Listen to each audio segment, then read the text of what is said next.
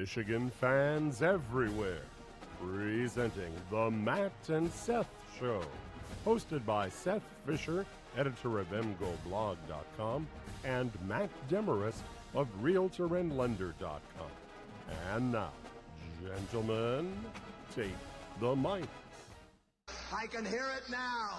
Band takes the field, and out of that eastern tunnel toward 215 well-drilled, well-disciplined Michigan bandsmen. They pour over the eastern sideline, they form the big block in, and they play the greatest starting strike song ever written.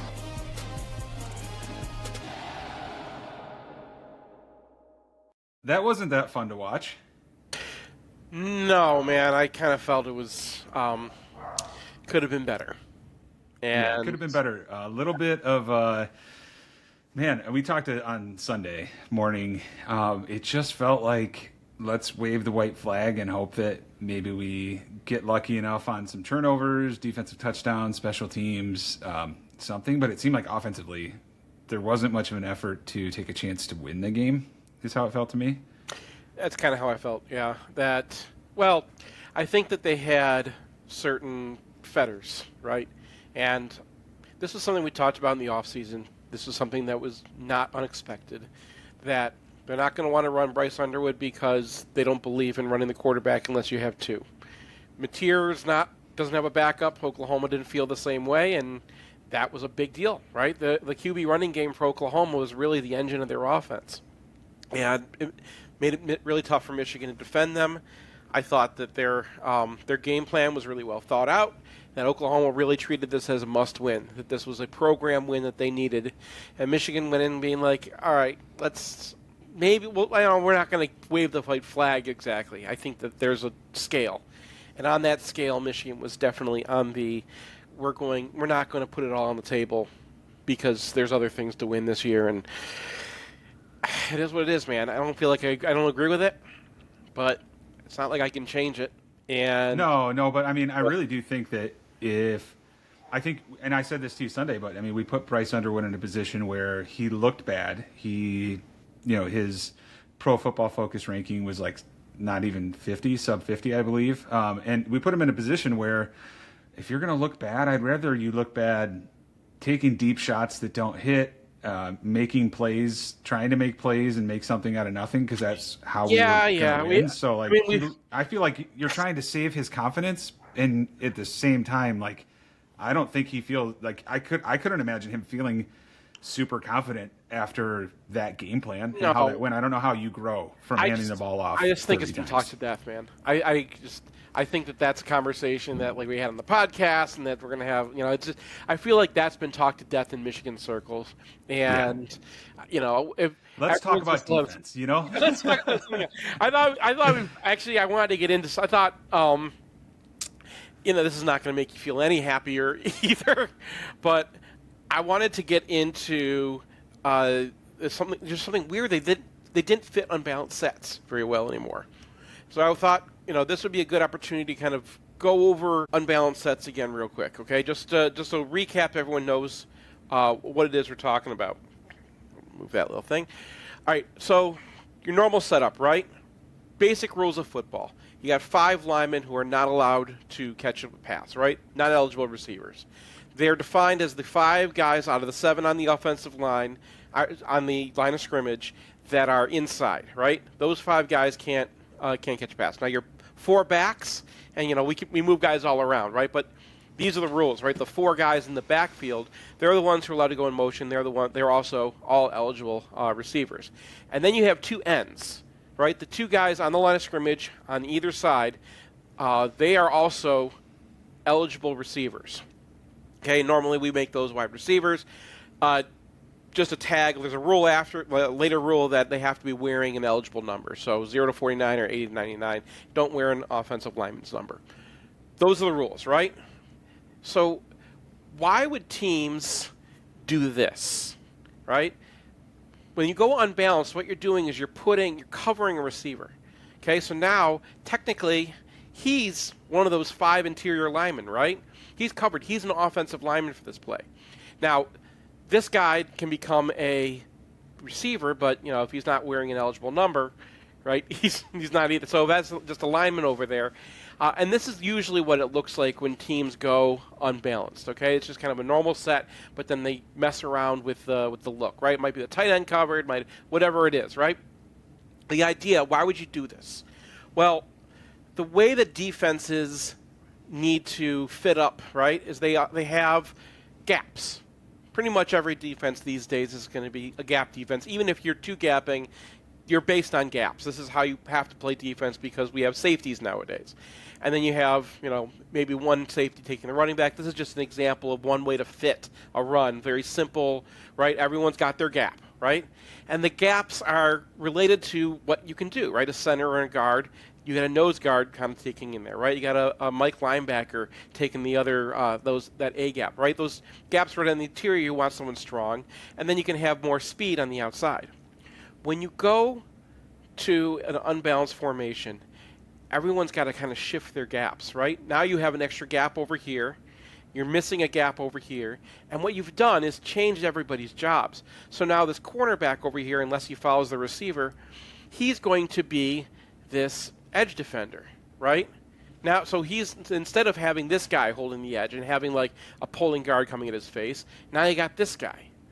And so when Michigan wants to be in a zone coverage and they'd rather be in zone, this is always kind of an annoying thing to them. So teams have always done this to them. Teams have always had like 5 plays a game or 4 plays a game where they go unbalanced to see if they can kind of get those matchups they want.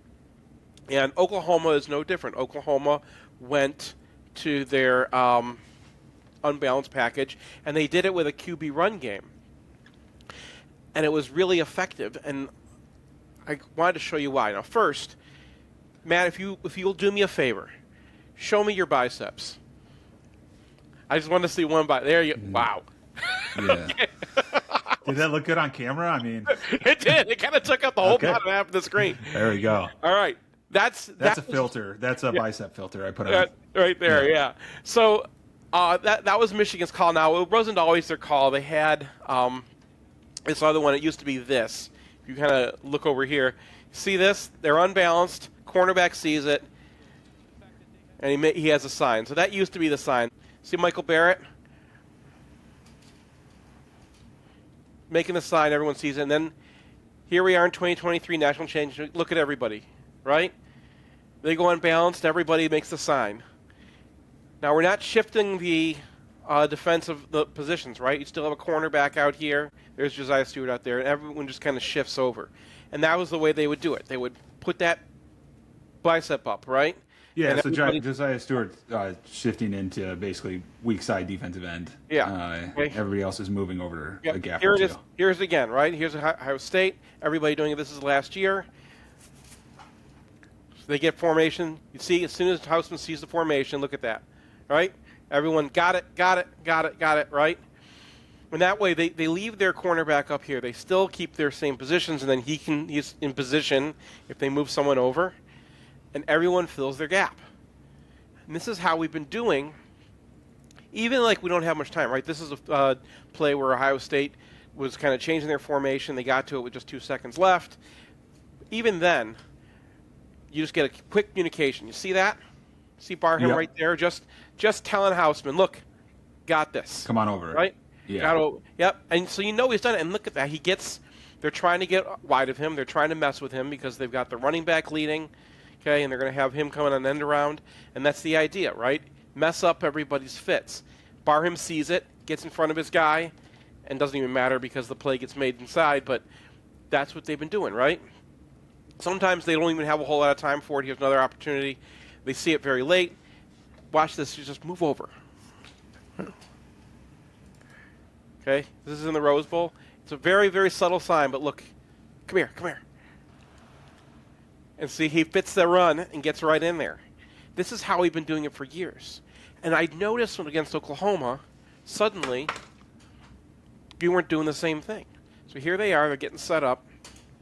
You see anybody making the move? Now, it's a little confusing, right? This guy is covered by this guy. That's a lineman on this play. But you can't really tell. See how Oklahoma was being kind of sly about this? So they got this.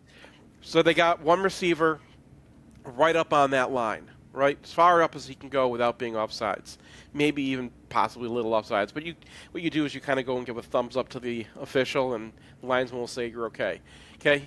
This guy, not sure, I didn't see it, but he gets on there. He's covered, and no one notices. No one's making the call. He comes up off the line. Obviously, he's covered because now you got this guy motioning. You're going to have this open side over here. Well, Michigan's response this time, instead of making the motion, watch, they're just going to go, they're going to bring the cornerback right across with him.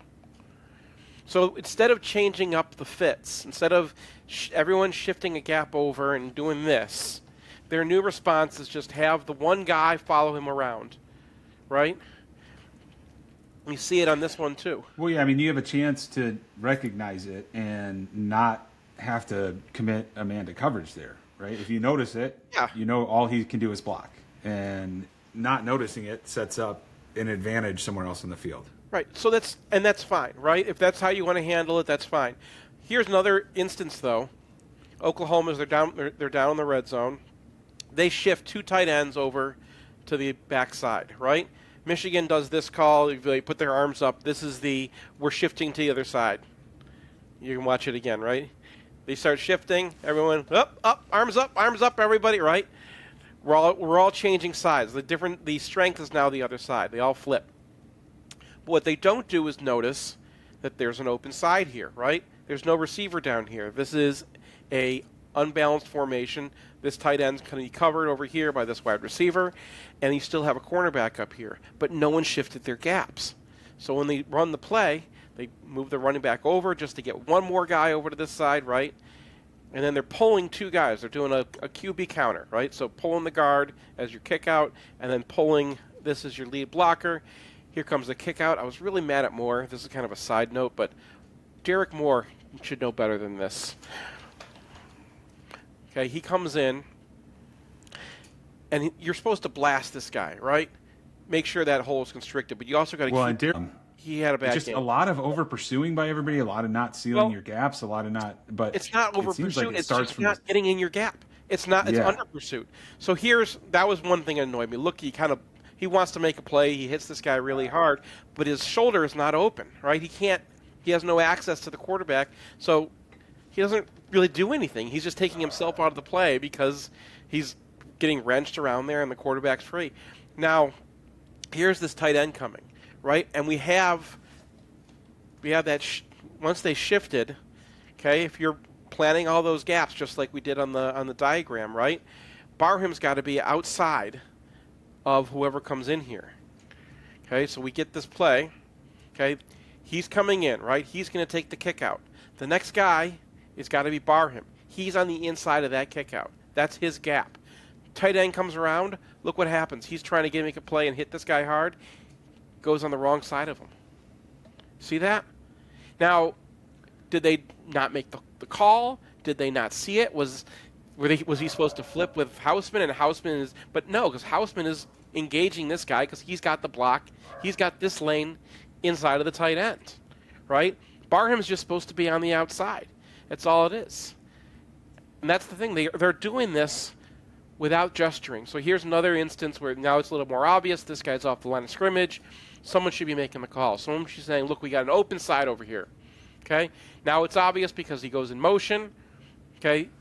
They know that they don't have to cover this guy if it's a pass. But here we go again. We got the cornerback on this side. He didn't motion over, right? So what was their shift?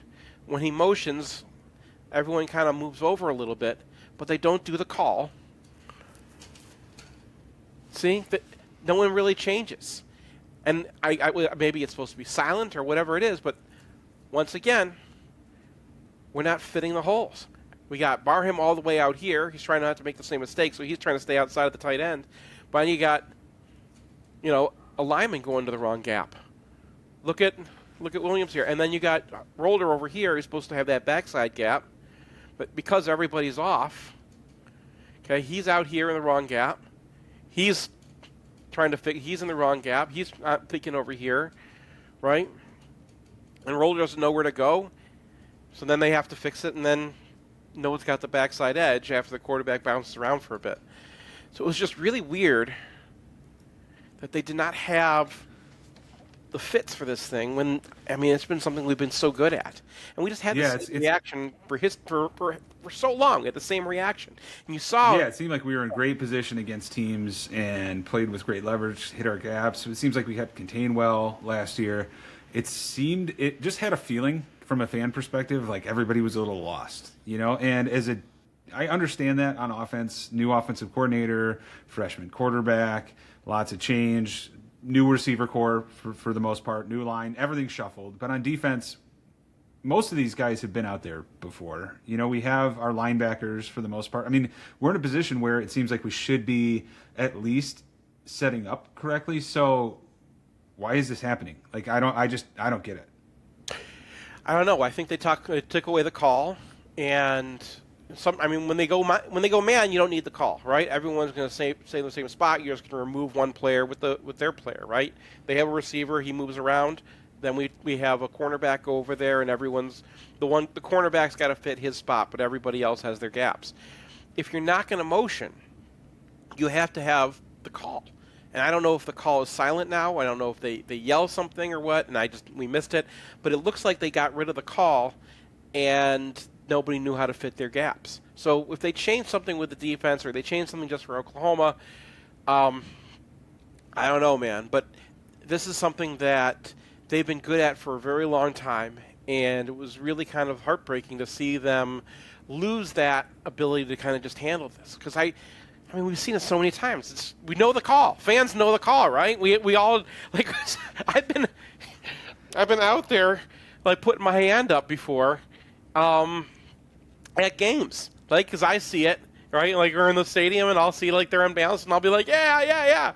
Like, the fans were getting into it, and I guess you have to change up your calls or whatever it is, but it was something I noticed. And if you see the biceps come back, then put your bicep up too, because that means we just went back to the way we used to defend it, which seemed to work pretty well. Mateer did a great job of making stuff out of nothing. I mean, there were times where the blitzes worked, where we were on him. It looked like, okay, we got him sacked, or at least it's going to pin him back, and he'd break out of the pocket, hit somebody downfield. There were like a half dozen of these plays where he made a circus play in the background, and then there were another half dozen where the ball was just pitched up into the middle of the field where we had a chance at an interception.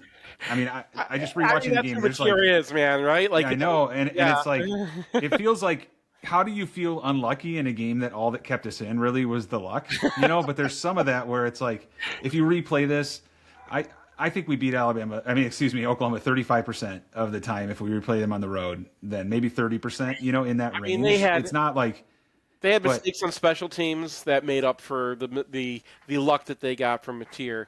But that's what Mateer does, man. He explodes in all directions. He threw a gift interception on a play where it's the same play they ran one before.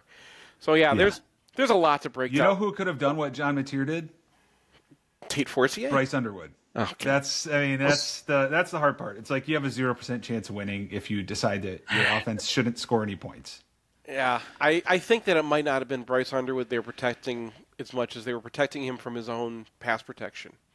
But there are ways to defeat teams that are being that aggressive, and this has been a struggle for Michigan for years. I mean, Oklahoma, give them credit. They called the right plays. They called the right defense. Brent Venables stayed in his own system, and he's a really good defensive guy, right? He won championships at Clemson with his defense. So, this was always going to be their toughest defensive test of the year until Ohio State. So, are we going to have a grin on our face after the Central game? Do we have anything to worry about? Is this a get right weekend? They're likable. I would watch number 97 for them. They've got a guy who's kind of their version of Aiden Hutchinson. Now, they're a 3-4 defense base, but when they go to a nickel, they have to take off. They only have like 260-pounders. So they leave the Aiden Hutchinson-like guy at defensive tackle and remove another DT instead of, because they're both 260 pounds, might as well have him out there. So another team that's going to be light in the box and probably going to have to move around on the offensive line. So expect something kind of like the New Mexico game. Yeah. I mean, I hope for the sake of I guess I don't know what our fans expected. Like, I feel like who could feel that upset after going on the road with a freshman quarterback to who's now the S&P Plus number 8 team in the country, I think, after that week on the road, second week of the season. What I expected. Yeah. I'll tell you what I expected. I expected better on 3rd and long. They were worse on passing downs in this game than any game in 2024, and they were pretty bad last year on passing downs until they kind of got right at the end of the season, and that was disturbing because some of it was just getting got, but some of it's just guys making mistakes that they shouldn't make, and it feels again kind of like early last year where we're doing a lot of stuff, but not everyone's kind of on board. Not everybody knows what they're doing, and people are screwing up things that they're supposed to get right, like fitting a dang QB run, right? We're a team that ran power for years. You could never run power on Michigan. And you got Derek Moore. He should be destroying that. He should be destroying that and blowing that up in the backfield before the linebacker even matters. And we've seen so many defensive ends at Michigan be able to handle this. David Ojabo learned how to handle it. He was great at it. And he was, still learning how to play football at the beginning of 2021. So it's frustrating that these guys are not getting their fundamentals down. It feels just like this team needs to go back and do some fundamentals. So that's what I want to see against Central. Practice the fundamentals all week. Maybe bring your call back so you don't have to change things up every single time you see it. Just go back to your fundamentals. Practice those. Well, the key to fundamentals, Seth, is fun. So I'm hoping for a fun one. 47-2 is my final score on this. What do you got? Let's do. I'm always trying to go with an Ohio State score, but we've blown them out. 45-2.3. How's that? 2.3. I like it. I like it. That's I don't know how that works, but apparently that's kind of a thing for Michigan right now, is not knowing how things work. So hopefully we can figure some of it out. Hey, there's a lot to play for still. I think this team has upside. I think it's going to be a fun season to watch. And like you've been saying all along, we're building for 2026, 2027. And I don't look at this as some sort of major setback. I guess we'll see. Hindsight's 2020, but a month from now, I think we should revisit and see how we feel about this one, because I think it's just a step in the road.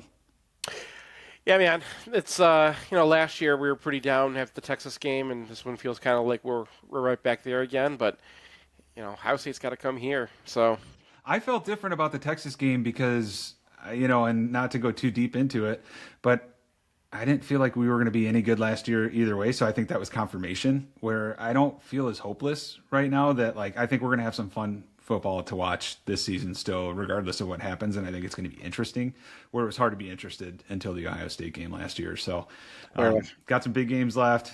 Well, go Blue, Seth. Going to head out there this weekend? Oh, yeah. Taking my kid. Taking my daughter. Nice. Yep. Nice. All right. Well, hope she has an awesome time. Go Blue. Go Blue. Thanks for tuning in to the Matt and Seth Show, hosted by Seth Fisher, editor of mgoldblog.com, and Matt Demorest, Realtor and Lender. Presented by Realtor and Lender.com. Buy, sell, mortgage. Please don't forget to like and subscribe, and go Blue.